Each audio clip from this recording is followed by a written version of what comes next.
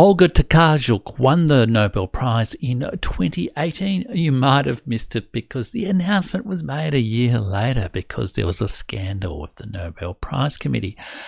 But regardless of that, you really ought to read Olga Tokarczuk in 2023. Why? Well, it might sound like a big claim, but I am going to say I think she's written the best book of historical fiction in the 21st century.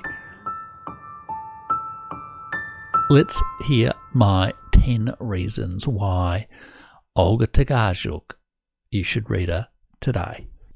I'm Jeff Rich. This is the Burning Archive podcast. I talk about history, culture, books, and if nothing else, always the Nobel Prize. And I'm live streaming the announcement of the Nobel Prize on the 5th of October. So don't miss my reaction to the big announcement of literary news every year, the winner of the Nobel Prize for Literature.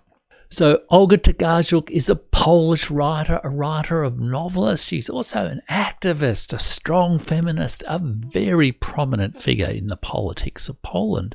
She's a liberal voice. She's a voice for LGBT issues and generally for cultural diversity, open-mindedness and humane values. And Olga Tokarczuk is a absolutely brilliant writer. There have been some controversial choices in the Nobel Prize in recent years, but I think Olga Tokarczuk was an absolutely wonderful choice. And perhaps the vindication of that is her lecture, Nobel lecture, is amongst the highest ranking for views of the Nobel lectures that are available. So let me give you 10 reasons why you should read Olga Tokarczuk today. Number 1, she is funny. She is hilarious. Her books are humorous in a generous but deep kind of way. She is a very serious novelist and she deals with very difficult issues, but she does it with a brilliant sense of comedy and tragedy, but a brilliant sense of comedy all the way through. The second great reason why you should read Olga Tokarczuk is her narrative imagination. She is an absolutely brilliant storyteller. Her books of Jacob is full of stories of history, of different cultures, of different religions, of strange beliefs. And her other books are both very different kinds of stories as well as rich, fabulous stories. And she just has this extraordinary knack of just drawing you into the story from the very first page of her books. Absolutely brilliant storyteller. That's the second reason why you should listen. You should read Olga Tokarczuk in 2023. The third reason is Olga Tokarczuk started out her professional life as a psychologist, and she trained, I guess, in Jungian psychoanalysis, and this gives her that deep understanding of both character and personality and the eccentricities, the unpredictabilities of character, as well as the mythic archetypal layout that you can build not just into flat portraits of characters, but make those characters truly deep mythic figures, really archetypal stories. She is an absolutely brilliant storyteller, and her psychology perspective really brings that out. And she says she was never a terribly good psychologist because she would find that, she'd want to tell the patients about her problems, and that she probably felt she was more mixed up than her patients. But it's the sensitivity to character, to individuality, to the deep undercurrents in people's psyches that make her such a brilliant storyteller. The fourth reason to read Olga Tokarczuk is she is a woman and a strong feminist writer as well. And there have been rather too few of those in the Nobel Prize, amongst the Nobel Prize winners. There have been a lot more in the last 10 to 20 years, but for a long time the prize was dominated by men. So that's another great reason. But she brings her understanding and her perspective of feminism and the experience of women very much into her fiction as well. And she creates these extraordinary characters, such as the female sort of poet who nonetheless brings up a family in 18th century Poland in the books of Jacob. So that's the fourth reason to read Olga Tokarczuk. Humour, narrative imagination. She's a psychologist with deep empathy for characters and individual characters. And she is a woman with a very strong feminist perspective that really is powerfully expressed in her fiction. The fifth reason to read Olga Tokarczuk is she is a very strong ecological activist and an animal rights activist. Poland is a country which has been, was devastated to some degree ecologically by dirty industry and over-industrialization, particularly during the Soviet period, but also in subsequent years. Olga Tokarczuk is a very powerful animal rights activist, and again this appears in her fiction, such as in the book Drive Your Plough Over the Bones of the Dead. But the activism doesn't overshadow the fiction, the individuality, the mythic character of her fiction, the storytelling capacity. And but what it does do is give voice to a sense of hope and the promise of, I guess, rebellion and change in perspective. Her books are often about eccentric, rebellious characters who just don't fit into conventional ways of being. Indeed, her masterpiece, the Books of Jacob, is about a literal heretic, Jacob Frank, who was amongst the major heresies in the 18th century in Judaic religion. And Olga Tokarczuk said somewhere that Alfred North Whitehead said that religion is the deepest form of loyalty to the world. I would add that heresy is the deepest form of protest against it. Every kind of heresy offers an idea for changing the world. So there's a resource for hope and for changing the world in Olga Tokarczuk's fiction. And if that kind of vision inspires you, her books are really wonderful. The sixth reason to read Olga Tokarczuk is she's written a lot of books, and I've really only read the 3 books that are readily available in English translation, and really have only been translated in the last 5 years or so. And they are Drive Your Plough Over the Bones of the Dead, Flights, and her absolute masterpiece, which I'll talk about a little bit more, the books later. I'll talk about a little bit more later, the Books of Jacob. All 3 of these books are very different. Drive Your Plough Over the Bones of the Dead is a kind of crime mystery novel related to a eccentric animal activist character, older woman character, who seems to be almost like an alter ego of Olga Tokarczuk.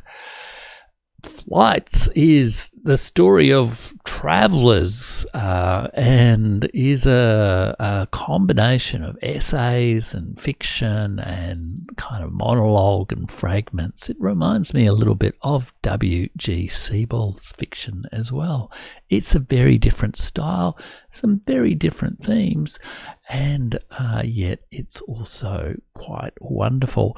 And the Books of Jacob is a historical fiction, an absolutely epic 1,000-page historical fiction, and it is yet funny and inventive and takes you all the way from like 17th century Poland through to the Holocaust. So all these books are very different, and that versatility, that range and that stylistic capability is another great reason to read Olga Tokarczuk. Seventh reason, well, she is Polish, and she writes from a very particular experience of Poland. Olga Tokarczuk is roughly my age. I think she was born about a year before me, so she's just a little bit older than me. And so just as I grew up reading about solidarity and the late Cold War era in Poland and Eastern Europe, and the General Jaruzelski and martial law and Lech Walesa and the fall of the Berlin Wall, and then the emergence of a freed Eastern Europe that perhaps went a little bit overboard on the sort of free market capitalism, and then the fall back into some forms of very conservative nationalism in a currently very predominantly Catholic country. Olga Tokarczuk's been through all of that, and she has a deep also understanding and appreciation of Polish history and culture. And major poets and writers from that Polish canon feature in her work. So it is a deep and profound literary tradition and culture, a huge culture in Europe that she's speaking to and speaks very, very powerfully about. She was born in Sulechow in Poland and lives in Wrocław. Just on that whole experience of growing up within a kind of closed Soviet post-communist type society, you get a sense of why some of the themes of her fiction of travel and diversity and openness to change and innovation are so important. She says that in her teens she became aware that much of the world was closed off to her. Everything that was interesting was outside of Poland. Great music, art, film, hippies, Mick Jagger. It was impossible even to dream of escape. I was convinced as a teenager, so I guess that would have been like mid-70s, as a teenager that I would have to spend the rest of my life in this trap. But instead she's kind of been liberated, but now also seen a new sort of, some new dark tendencies in Polish culture.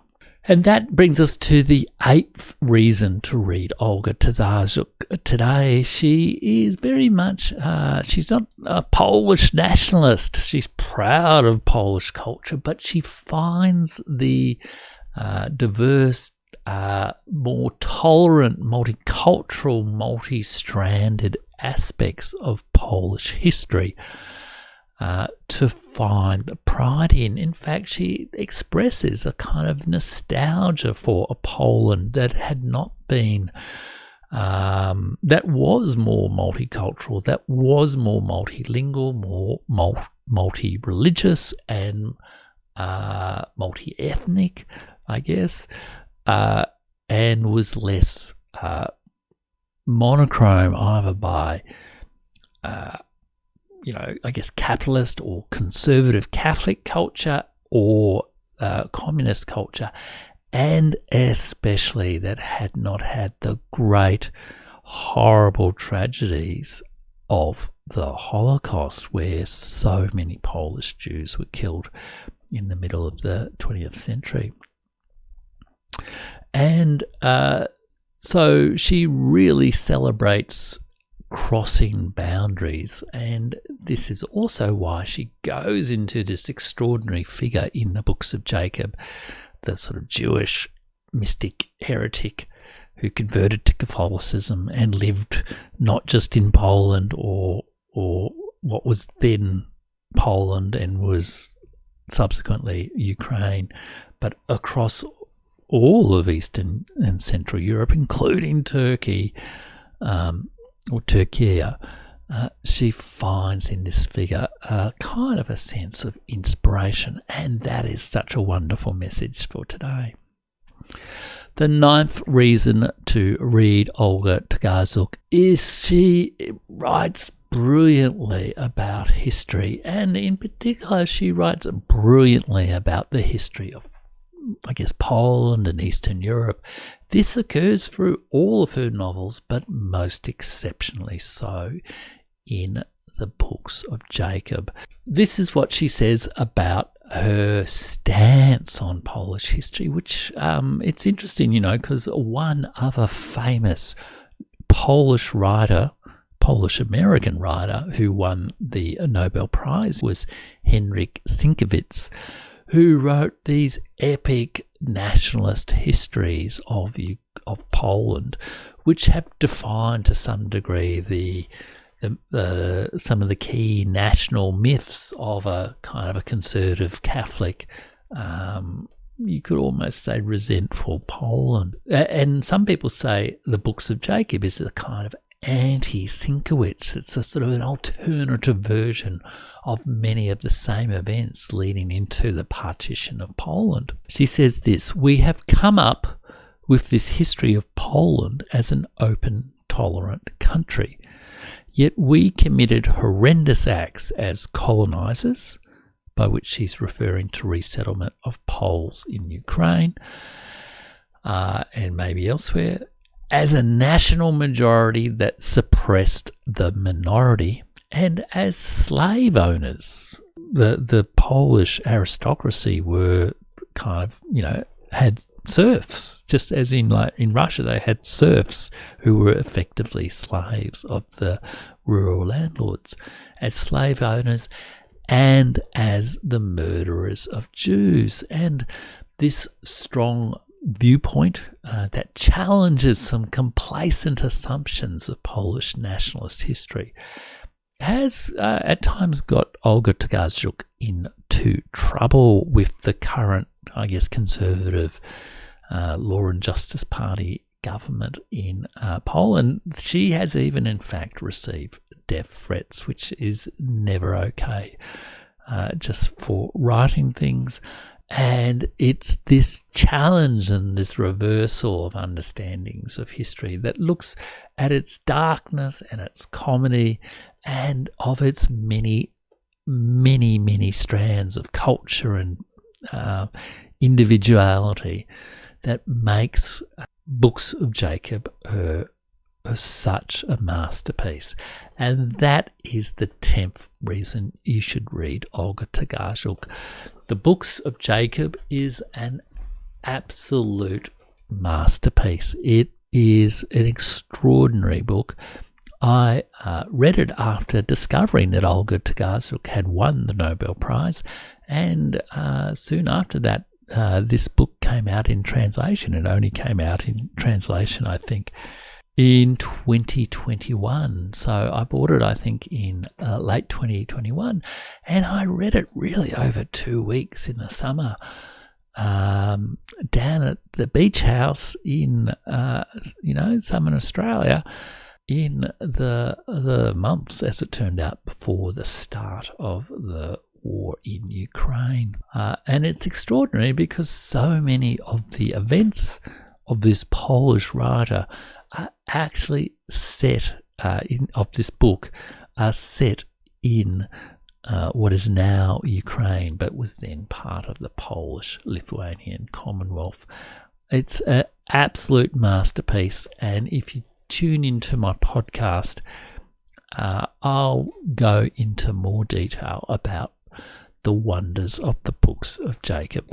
But I hope you've enjoyed this overview of the 10 reasons to read Olga Tokarczuk. She's an absolutely great writer.